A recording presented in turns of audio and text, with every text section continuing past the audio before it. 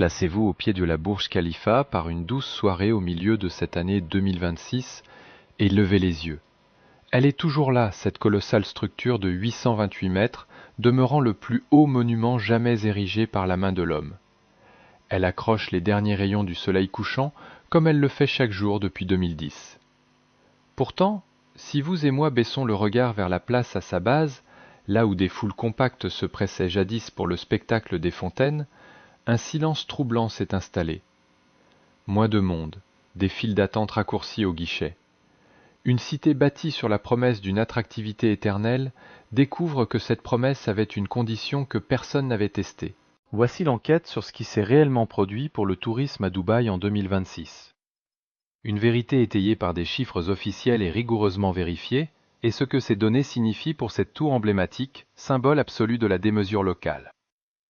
Si vous voulez comprendre comment une année de tous les records a basculé en une crise majeure en quelques semaines seulement, rejoignez notre communauté. Nous documentons ce moment précis où le symbole ne correspond plus à la réalité du terrain. Il faut se rappeler pourquoi ce géant de béton a été conçu car le contraste avec l'année en cours est saisissant. Les travaux ont débuté en 2004, alors que Dubaï cherchait encore sa place sur l'échiquier mondial. Pendant près de 5 ans, plus de 12 000 ouvriers ont travaillé jour et nuit sur ce chantier titanesque. Ils ont coulé plus de 330 000 mètres cubes de béton et assemblé des dizaines de milliers de tonnes d'acier structurel. Un effort colossal de plusieurs millions d'heures de travail pour donner naissance à un édifice sans précédent historique. Lors de l'inauguration solennelle le 4 janvier 2010, devant les caméras du monde entier et un feu d'artifice qui embrasait tout le ciel du centre-ville, le message était sans équivoque. Dubaï n'était pas un simple mirage passager, ni une bulle spéculative prête à éclater au moindre tarissement des ressources pétrolières ou financières. Cette tour s'imposait comme une réalité incontestable sur la carte du globe, visible depuis le hublot d'un avion à plus de 100 km de distance. Pendant 15 ans, cette promesse de grandeur a tenu bon. Des millions de voyageurs affluaient chaque année pour contempler ce géant, transformant l'édifice en pilier porteur de l'économie touristique de l'Émirat. C'est en analysant cette histoire que l'on comprend pourquoi l'effondrement de 2026 n'est pas une simple mauvaise passe saisonnière.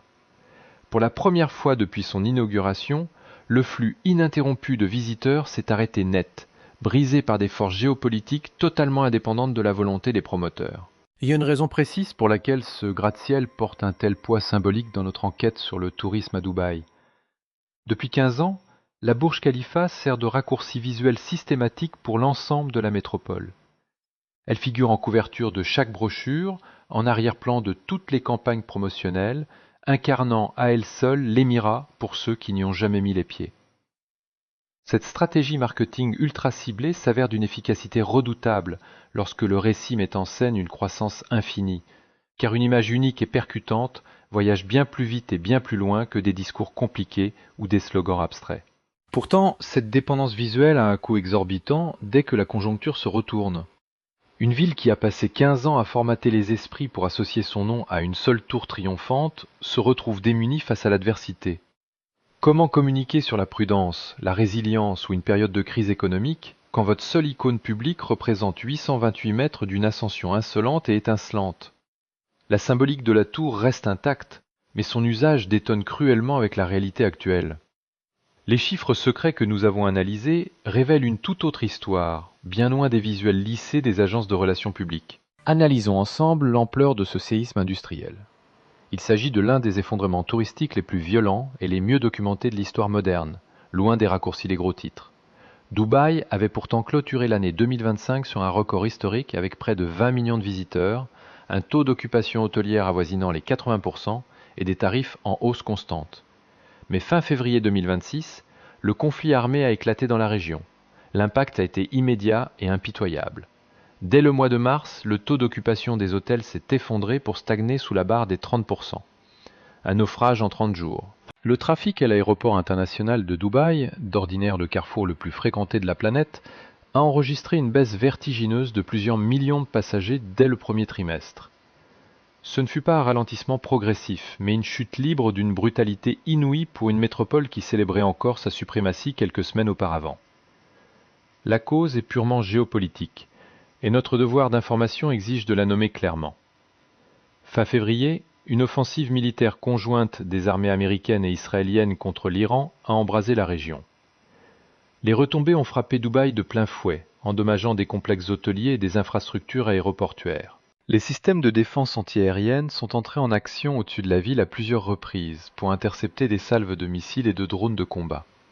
Ce n'était pas une guerre lointaine lue dans les journaux, mais un conflit se jouant directement dans le ciel azur de Dubaï, sous les yeux des habitants terrifiés. En quelques heures, les images ont saturé les réseaux sociaux, ces mêmes canaux qui diffusaient autrefois le faste de l'Émirat. Les ministères des Affaires étrangères occidentaux ont émis des alertes de voyage strictes, entraînant l'annulation des vols en série. Le mythe d'un havre de paix inviolable au milieu des turbulences du Moyen-Orient venait de voler en éclats. Ce qui a suivi n'était pas une simple perturbation passagère. Et c'est là que notre enquête révèle la gravité de la situation, car la crise continue de s'aggraver au moment où je vous parle. Plus d'une douzaine de compagnies aériennes majeures, dont British Airways, Air France, Singapore Airlines, Lufthansa et Cathay Pacific, ont suspendu leur liaison vers Dubaï dès le début des hostilités. Des mois plus tard, la plupart de ces géants du ciel refusent toujours de revenir. British Airways, qui prévoyait un retour pour le 1er juillet, a repoussé l'échéance à la fin octobre, soit 8 mois d'interruption totale, témoignant de l'extrême frilosité des assureurs et des régulateurs. La compagnie Singapore Airlines applique une stratégie tout aussi prudente. Nous ne parlons pas d'un mauvais trimestre financier, mais d'une paralysie structurelle qui s'étend sur une année entière. Les transporteurs aériens les plus soucieux de la sécurité, soumis aux autorités de régulation les plus strictes au monde, préfèrent le statu quo à la prise de risque opérationnel. Si cette enquête rigoureuse sur les dessous du transport aérien et de l'économie vous semble indispensable pour décrypter le monde réel loin des communiqués lissés, soutenez notre travail d'investigation en cliquant sur le bouton j'aime. C'est le seul moyen de faire résonner un journalisme indépendant et sourcé.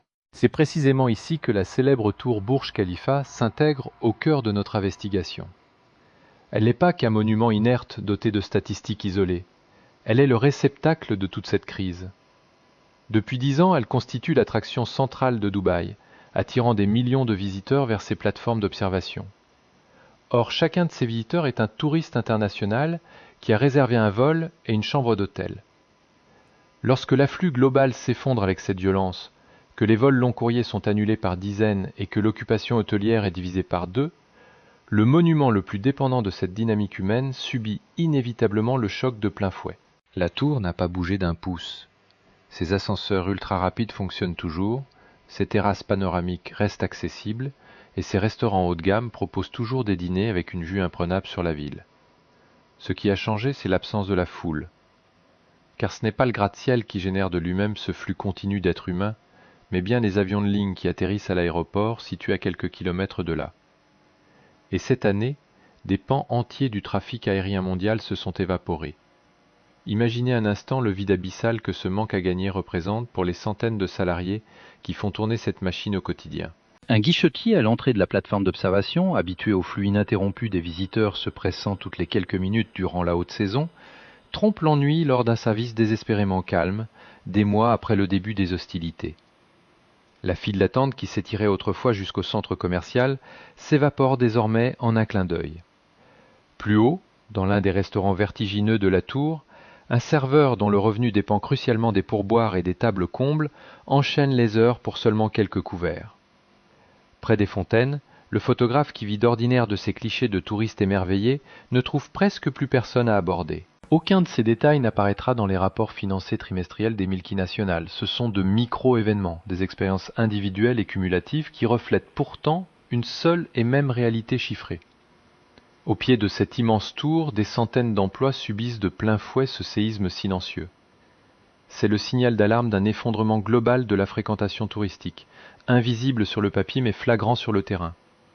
Soyons précis car l'exactitude de notre enquête est primordiale. Il n'existe aucun chiffre officiel et vérifié pour mesurer la baisse exacte des visites sur la plateforme de la Burj Khalifa cette année. Et je refuserai d'en inventer un pour faire du sensationnalisme. Ce qui est en revanche confirmé par d'innombrables sources indépendantes, c'est l'ampleur du désastre sur les flux globaux qui alimentent chaque attraction de la métropole.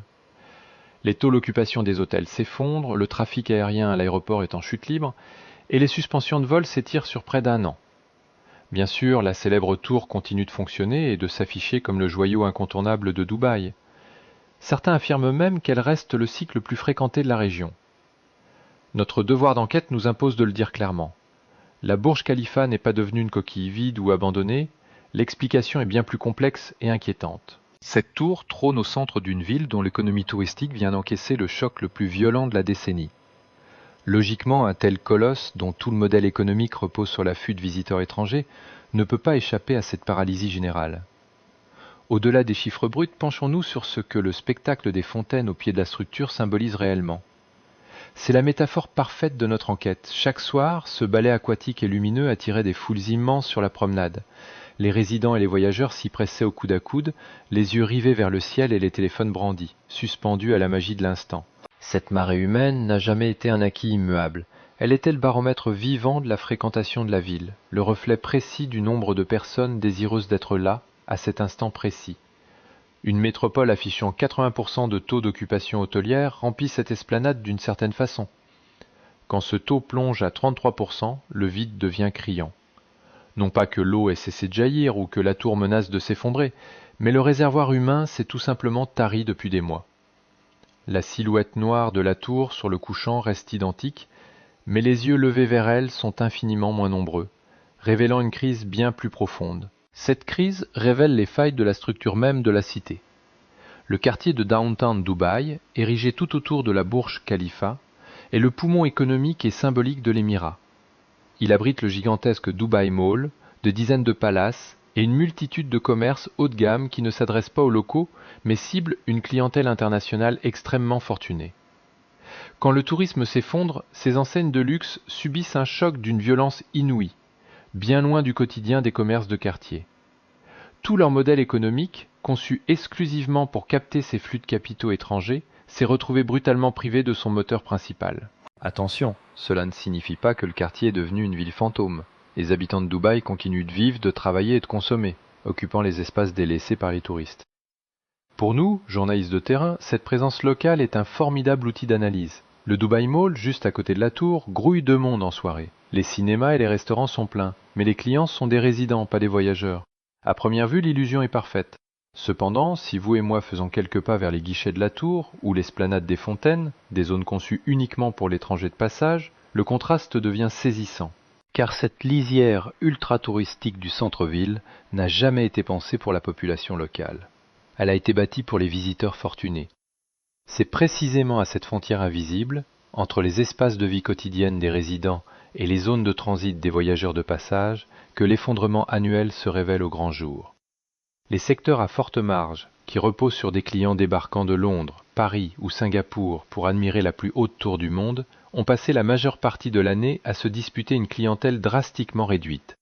Le haut de gamme subit une pénurie sans précédent d'acheteurs au pouvoir d'achat démesuré. Cette baisse ne touche pas seulement les vacanciers, elle frappe aussi le secteur crucial du tourisme d'affaires. Dubaï a pourtant investi des milliards pour s'imposer comme le carrefour incontournable des salons internationaux et des congrès d'envergure. Ce genre d'événement remplit des hôtels entiers et amène des cadres au budget illimité, susceptibles de grimper au sommet de la tour entre deux réunions. Or, les politiques de voyage des multinationales sont infiniment plus frileuses que celles des simples particuliers. Envoyer 300 employés à une convention internationale représente un risque juridique qu'aucune grande entreprise ne veut assumer en période d'instabilité. Les alertes de sécurité qui ont cloué les avions de ligne au sol ont fourni une excuse parfaite aux directions financières pour délocaliser les événements prévus à Dubaï. Istanbul, Singapour ou Bangkok sont devenus les destinations de repli privilégiées par les géants du secteur. Chaque congrès annulé ou déplacé emporte avec lui bien plus que ses délégués. C'est toute une économie de services, de traiteurs, de chauffeurs et d'attractions touristiques nocturnes qui s'évaporent d'un coup. Un salon professionnel annulé ne fait pas la une des journaux télévisés sous forme de catastrophe spectaculaire, mais ses répercussions économiques locales n'en demeurent pas moins dévastatrices. Ce vide se traduit simplement par une plateforme d'observation plus calme un mardi soir, un moment qui, en temps normal, aurait affiché complet avec ses cadres fortunés partis trinquer ailleurs. Élargissons notre point de vue de journaliste d'investigation, car Dubaï n'est pas le premier symbole mondial à découvrir que sa fréquentation dépend entièrement de la santé de l'écosystème touristique global. Ce mécanisme n'a rien d'une anomalie locale. Les entrées de la Tour Eiffel oscillent au rythme des crises françaises, chutant lors d'attentats ou de pandémies, puis fluctuant selon les taux de change, sans que la structure d'acier de la Dame de Fer n'ait jamais changé. Le sommet de l'Empire State Building à New York suit la même courbe que la santé économique globale de sa métropole. Aucun gratte-ciel, aussi iconique soit-il, n'est un moteur autonome capable de générer sa propre demande éternellement. C'est un simple passager de l'attractivité de son territoire. Ce qui rend la situation de Dubaï particulièrement inquiétante et spectaculaire, ce n'est pas la nouveauté du phénomène, mais la violence inouïe de l'impact. Un séisme géopolitique a divisé par plus de 2 le nombre d'arrivées en l'espace d'un seul mois, condensant en quelques semaines une chute de fréquentation qui prend d'ordinaire plusieurs années à se matérialiser ailleurs. L'histoire de la Tour Eiffel offre à ce titre une comparaison saisissante. Paris a subi ce genre de traumatisme à plusieurs reprises. Après les attentats de novembre 2015, le monument a brièvement fermé ses portes, et le tourisme parisien s'est effondré pendant des mois. Les hôtels se sont vidés, et les voyageurs long courriers, notamment américains et asiatiques, ont mis énormément de temps à revenir par rapport au marché européen local. Pourtant, la structure parisienne n'a subi aucun dégât physique et restait le monument le plus célèbre du monde. Le problème était ailleurs, invisible mais bien réel, tapi dans la peur diffuse des futurs voyageurs. Ce qui s'était brisé pendant un an, c'était le désir de ces touristes d'acheter un billet et de s'envoler. Exactement la même paralysie psychologique qui frappe aujourd'hui la Burj Khalifa. Paris a fini par s'en remettre après 2 ou 3 ans, au fil du retour progressif de la confiance et des voyageurs étrangers. Cette résilience n'a pas nécessité que la Tour Eiffel change de stratégie, mais que le sentiment de sécurité renaisse patiemment, mois après mois, sans incident majeur. Retenez bien ceci car nous touchons au cœur du problème. Aucune campagne publicitaire ne peut remplacer le temps nécessaire pour effacer la peur et rassurer les consciences. Ce même schéma troublant se répète, sous une forme légèrement différente, à Istanbul. Rappelez-vous, cette métropole dont la silhouette emblématique et les sites historiques ont subi un effondrement similaire après la vague d'attentats de 2015 et 2016. Une crise majeure qui a brisé la confiance internationale. À l'époque, j'ai vu les taux d'occupation des hôtels s'effondrer. Les voyageurs d'Europe de l'Ouest et d'Amérique du Nord ont déserté la Turquie pendant plus d'1 an. Des monuments majeurs, jouant exactement le même rôle économique que la Burj Khalifa aujourd'hui, sont restés désespérément silencieux. Pourtant, ces pierres n'avaient pas changé.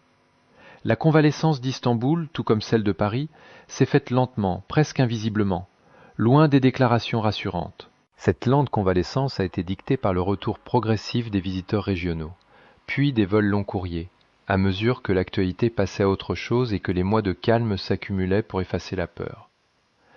Dans les 2 cas, la leçon est implacable.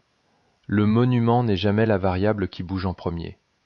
C'est le tout dernier maillon à enregistrer une reprise, car il dépend d'une chaîne complexe de confiance, de réservation et de vol, qui doivent se réaligner avant que quiconque ne vienne lever les yeux vers son sommet.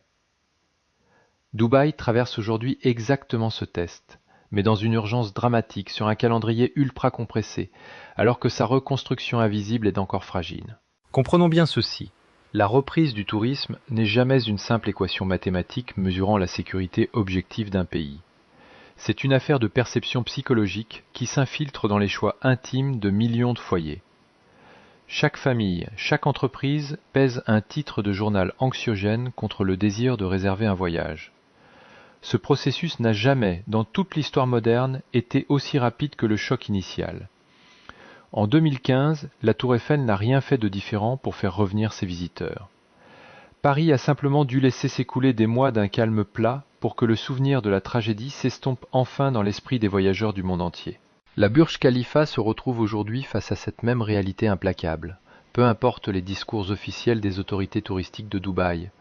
Elle attend, suspendue au temps, que le printemps de 2026 devienne une note de bas de page oubliée plutôt que la première image terrifiante associée à la plus haute tour du monde. Alors, quel est l'avenir de ce géant de verre ? L'enquête montre que le scénario le plus probable reste la reprise plutôt qu'un déclin définitif. Les dirigeants de l'Émirat injectent des sommes colossales pour restaurer cette confiance perdue, multipliant les campagnes de parrainage et bradant les prix des hôtels de luxe pour faire revenir ces touristes.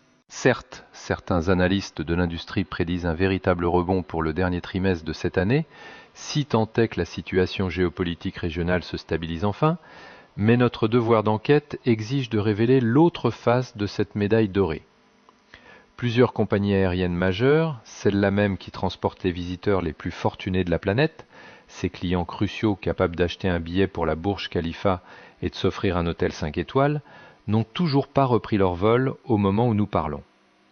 Leurs dates de retour ont déjà été repoussées à plusieurs reprises, prolongeant une attente de plus en plus lourde de conséquences. Tant que ces transporteurs clés ne voleront pas à plein régime, la foule amassée chaque soir au pied de la structure restera bien plus modeste que celle des mois fastes de 2025. Ce n'est pas la tour qui échoue, c'est toute la machinerie mondiale qui l'alimentait qui reste grippée. Face à ce vide, la réaction de Dubaï montre l'extrême gravité de la situation. En juillet, le gouvernement a lancé un programme de parrainage inédit, poussant les résidents locaux à inviter leurs proches de l'étranger en leur offrant des centaines de dollars de réduction hôtelière, de billets pour les parcs et de repas gratuits, à condition que ces invités débarquent avant la fin d'octobre. Ce plan d'urgence succède à 2 plans de soutien massifs totalisant plusieurs centaines de millions de dollars, accompagnés d'une suspension pure et simple de certaines taxes touristiques. Ne nous y trompons pas, ce n'est pas là l'attitude d'un gouvernement convaincu que la situation va s'arranger d'elle-même.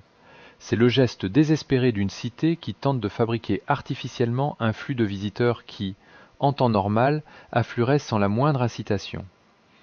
C'est la preuve évidente que les canaux habituels, les vols directs, les réservations automatiques et cette réputation de sécurité absolue, sont aujourd'hui grippés et loin d'être rétablis. Chaque invité qui franchit le pas, réserve sa chambre et achète son billet pour les plateformes d'observation représente un sursis acheté par la ville. Sans ces appels à l'aide financiers, ces personnes ne seraient tout simplement pas là. Au moment où je vous parle, la tour brille toujours de 1000 feux dans le ciel nocturne, dominant l'horizon et accueillant les rares vols qui se posent encore à l'aéroport international de Dubaï. Des curieux se rassemblent toujours chaque soir pour contempler ce géant de fer. Mais cette foule n'est plus un simple spectacle, c'est un baromètre impitoyable de la capacité réelle de l'Émirat à séduire à nouveau un monde devenu méfiant. Si l'on rassemble toutes les pièces de ce puzzle complexe, ces suspensions de vol qui s'éternisent depuis plus de 6 mois, ces rabais massifs, ces parrainages forcés, ces salons professionnels annulés et ces commerces déserts au pied du monument, la vérité éclate enfin. Ce n'est pas seulement le dessin d'un gratte-ciel qui se joue ici. C'est l'histoire fascinante et terrible d'une icône architecturale qui encaisse, à la vue de tous, le contre-coup brutal d'un choc macroéconomique majeur. La Burj Khalifa paie le prix fort de sa propre célébrité, devenant le visage visible d'une crise invisible qui frappe toute la région. Le monument n'est responsable de rien et il ne peut rien résoudre seul. Il se dresse là, impassible, offrant aux yeux de tous le seul indicateur fiable qu'aucun communiqué de presse officiel ne pourra falsifier. Combien de voyageurs décident réellement de venir chaque soir? Les empires ne s'effondrent pas en un jour, ils s'érodent selon des schémas précis. Et pour quiconque étudie ces symboles de pouvoir, la leçon est limpide. Un monument n'a pas besoin de s'altérer pour révéler que le monde a changé tout autour de lui. La tour n'a pas bougé d'un millimètre, mais le sol sous ses fondations tremble. Les visiteurs se font rares depuis trop longtemps cette année. En coulisses, les compagnies aériennes, les hôteliers et les comités de tourisme observent avec anxiété ce compte à rebours invisible. L'horloge tourne, mesurant le temps qu'il faudra pour retrouver la ferveur de février dernier. Et vous, qu'en pensez-vous? Pensez-vous que les foules reviendront d'ici la fin de l'année ou assistons-nous à un tournant historique? Donnez-nous votre avis en commentaire et abonnez-vous pour ne pas manquer la suite de nos enquêtes exclusives. En attendant, ce géant solitaire continue de scruter l'horizon.